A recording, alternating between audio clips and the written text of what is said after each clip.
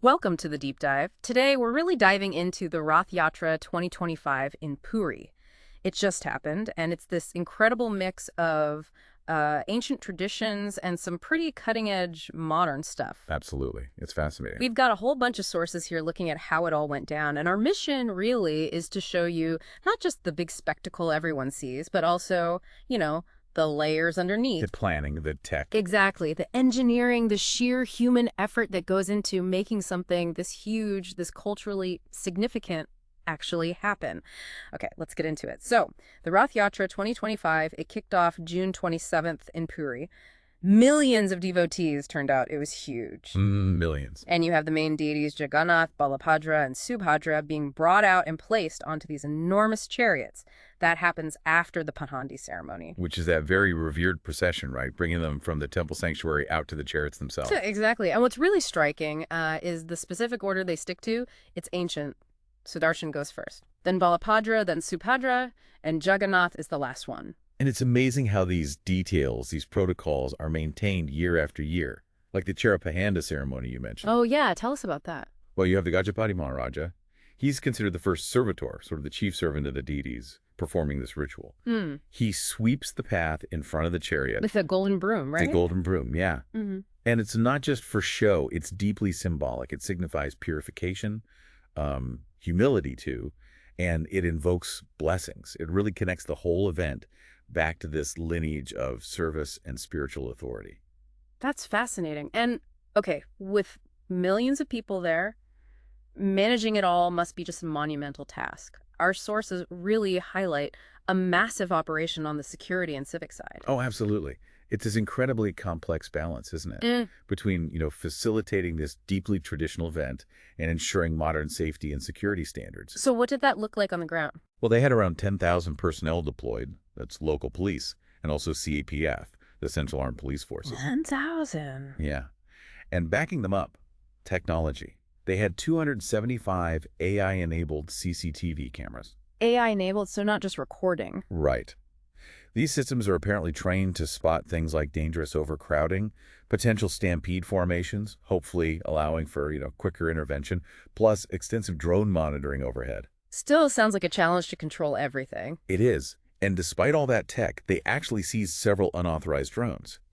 So it just shows how dynamic and, frankly, difficult it is to fully secure such a massive open-air event. And even with all that planning, things can still happen.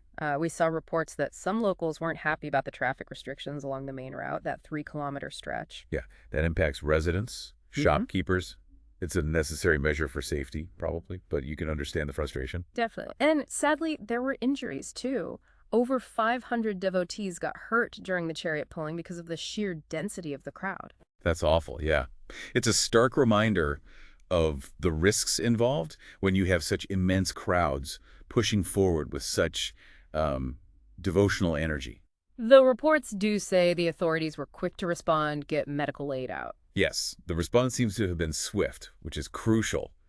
But it really highlights that constant tension, doesn't it, between managing the passionate participation and ensuring everyone's physical safety. Right. Okay, but let's shift a bit to some of the details that maybe get missed in the main headlines, the stuff behind the scenes. Yes. Because beyond the main procession and the security challenges, there's so much intricate work happening. Like what? Well, for instance, the decorations. The temple gates were adorned with nearly 3,000 kilograms of flowers. 3,000 kilos. Yeah, eco-friendly ones, sourced from all over Bengaluru, Kolkata, Bhubaneswar.